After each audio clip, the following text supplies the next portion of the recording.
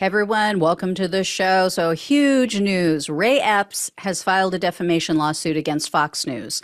I mentioned in a video a couple months back that he was threatening to sue Fox and Tucker Carlson, and he was asking them to issue a retraction and apology for stories that they ran, insinuating or flat out saying that he was a federal agent. They kept saying that he is the one who incited the Capitol attack on behalf of the federal government, which is really absurd. I mean, I've said this before, but it bears repeating. If your argument is that you all are such sheep, you are such blind, easily led sheep, that one man could come in and convince you to be violent and attack your own government, what does that say about you? That is pathetic. That is a ridiculous excuse. So this whole conspiracy theory started after Epps was listed as a January 6th person of interest on the FBI site. For some reason, Epps was removed and it was without explanation, but he wasn't charged. And so Epps was at the Capitol on January 6th. Everybody knew that. And he was seen on video the night before, and he was encouraging people to enter the building the following day. Well, on January 6th, Epps was seen on video. He was whispering something into the ear of January 6th defendant Ryan Samsel. Samsel then went on to violently attack police barricades, and he unintentionally knocked a female officer unconscious. Well, both Epps and Samsel told the authorities that Epps tried to calm Samsel down, that he told Samsel, settle down, the cops are just doing their job. Well, Samsel has now retracted that version of events, but Epps maintains that's the way it went down. I was trying to diffuse the situation. And in his 53-page complaint against Fox News Network, his attorney states, quote, "In the aftermath of the events of January 6th, Fox News searched for a scapegoat to blame other than Donald Trump or the Republican Party. Eventually, they turned on one of their own, telling a fantastical story in which Ray Epps, who was a Trump supporter that participated in the protests on January 6th, was an undercover FBI agent and was responsible for the mob that violently broke into the Capitol and interfered with the peaceful transfer of power for the first time in this country's history."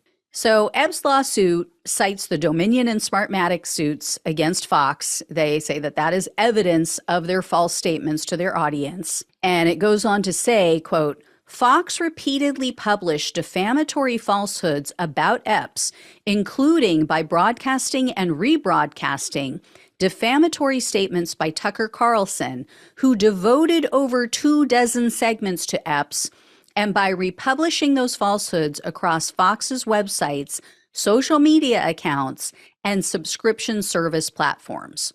And the suit notes, quote, "Prior to 2022, Epps had consistently voted Republican. He is a former Marine who voted for Donald Trump twice. He was an avid and loyal Fox viewer and a fan of Mr. Carlson's." So that's interesting that he points out prior to 2022, right? I mean, I would love to have him on the show and discuss that.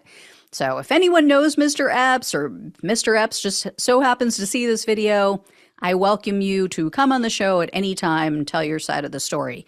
Another interesting thing that came out in this lawsuit was his telling of what took place on January 5th, the night before the Capitol attack.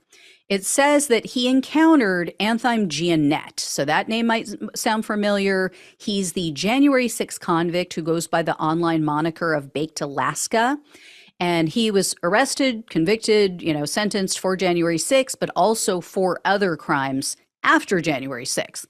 And according to Epps, Epps went down to BLM Plaza. He said he heard that there was a brewing fight between the Proud Boys and the police. He wanted to see if he could calm things down.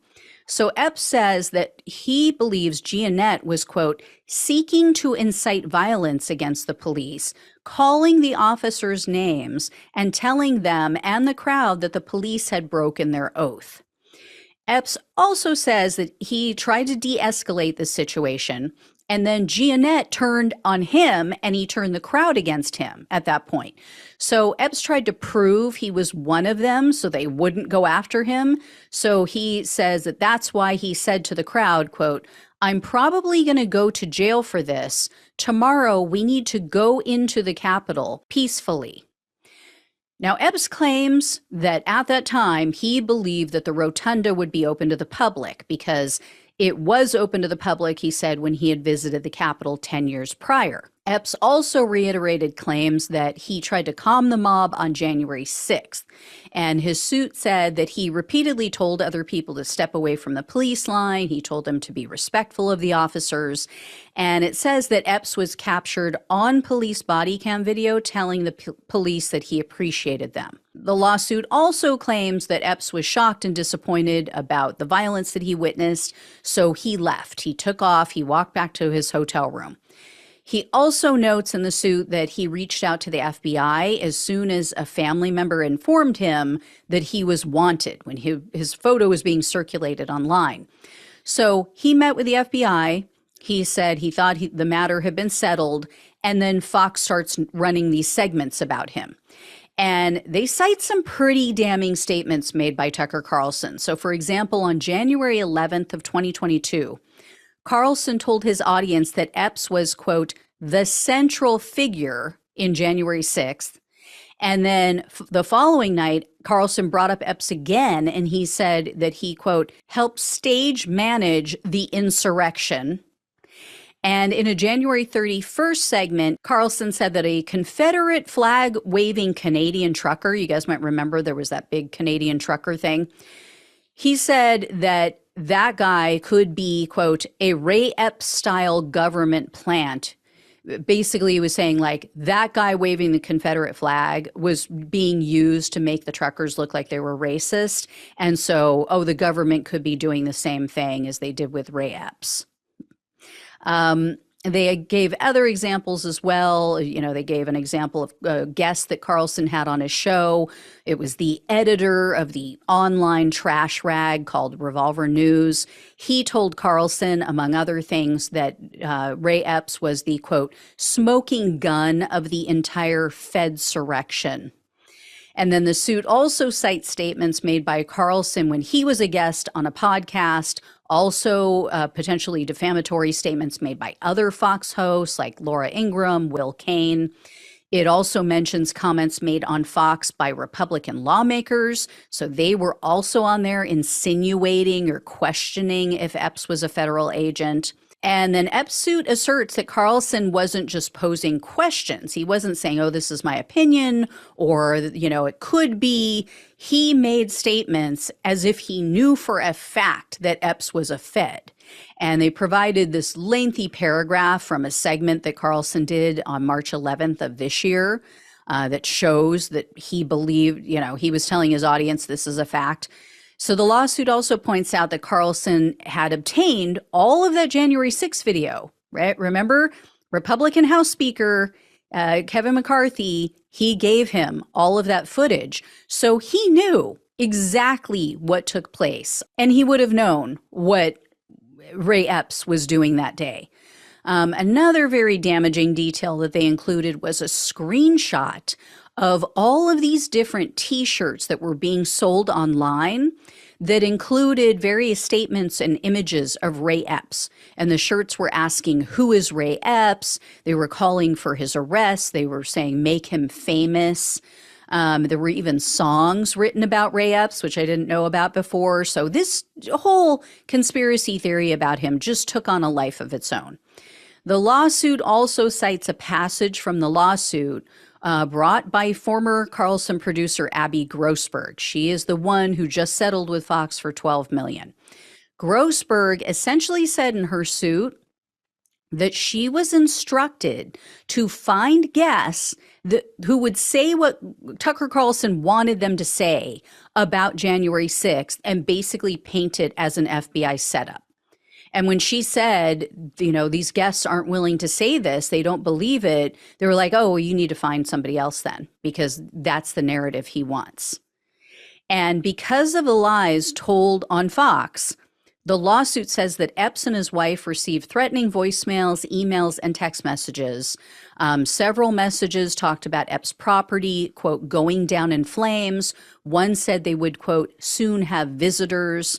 Another ominously warned in all caps, "We're coming, Ray." No punctuation, of course. Um, some messages warned Epps to sleep with one eye open. I was thinking, wow, something that Stuart Rhodes can't do. That's neither here nor there. One message urged Epps to kill himself. Yet another said, quote, "Nothing can stop what's coming," which I find very interesting because I've seen that sentence in the comments on my show. I've seen other people use it on comments on social media sites. The man who showed up at Obama's neighborhood with weapons, he made the same comment directed at House Speaker Kevin McCarthy. So these people are just parrots. They just repeat whatever they hear. It's so embarrassing for them. I mean, how unoriginal. Of course, Epps was accused of being BLM. He was accused of being Antifa. He even received a written letter that threatened to kill him, or at least I think that's what it said. You have to see it for yourself to believe it. It sounded like it was written by maybe a 3-year-old Russian asset, because yeah, I'll just leave it there.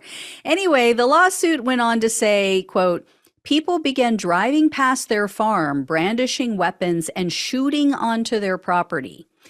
So they had to hire security to keep people off of their property when they were hosting wedding ceremonies. So that used to be their primary source of income. They were an event hosting facility. And in January of 2022, the FBI reached out to Epps' attorney and asked, "Hey, is your client okay? Is he secure? Because we're hearing chatter online about threats against his life." So eventually, Epps and his wife just said, "We can't stay here." They knew it was just getting to be too much. So they had to sell their home. They sold it to a neighbor. Obviously, they had to shut down their wedding venue business, which they used Mrs. Epps' 401k retirement money to fund it, to set the whole thing up. So that's gone. And evidently, Mrs. Epps also had a separate dog breeding business, so she had to shutter that business as well. And according to the lawsuit, the economic fallout was pretty significant because in 2021, their wedding venue business brought in $500,000 gross and $350,000 net. And their business had just been named as one of the top 5 wedding venues in Arizona. And Epps' lawsuit says that the Justice Department notified him in May of this year, just 2 months ago, he will be charged for January 6th. So that completely disproves all of these lies told on Fox and elsewhere, right? Obviously, he's not a Fed or they wouldn't be charging him. So Fox is being sued for defamation and also false light, which I'd never heard of. Apparently, it has to do with them framing him in a false light in the public's eye. So Epps is asking for compensatory and punitive damages to be determined at trial, plus legal costs, of course. So, yeah, Fox just has done themselves in. They really have, by catering to this lunatic, psycho fringe, these extremists on the far right. They have just sealed their fate because they have to keep it going in order to keep these people interested, right? I mean, what are you going to do? When you've built up that audience, you have to keep feeding them what they want, or they attack you like an animal. Right? Like a beast. But if they keep doing these things, they keep telling them these things that they want to hear, they know it's lies, pretty much. I mean, they knew with Dominion, I would imagine. I don't know for a fact, but we'll see what comes out in the discovery with this. But it seems like they should have known, since Tucker Carlson had all of that January 6th footage, they should have known what Ray Epps was all about. And if they did, yeah, if he can prove that they did this maliciously, that Tucker Carlson acted in bad faith, that he knew that this wasn't true and he did it anyway, which Abby Grossberg kind of, puts another nail in that coffin saying, yeah, I told them nobody's willing to say that. They don't think it's true. And they told me I need to find somebody else who would say it. Yeah, Mr. Epps is about to come into some very good money, I have a feeling.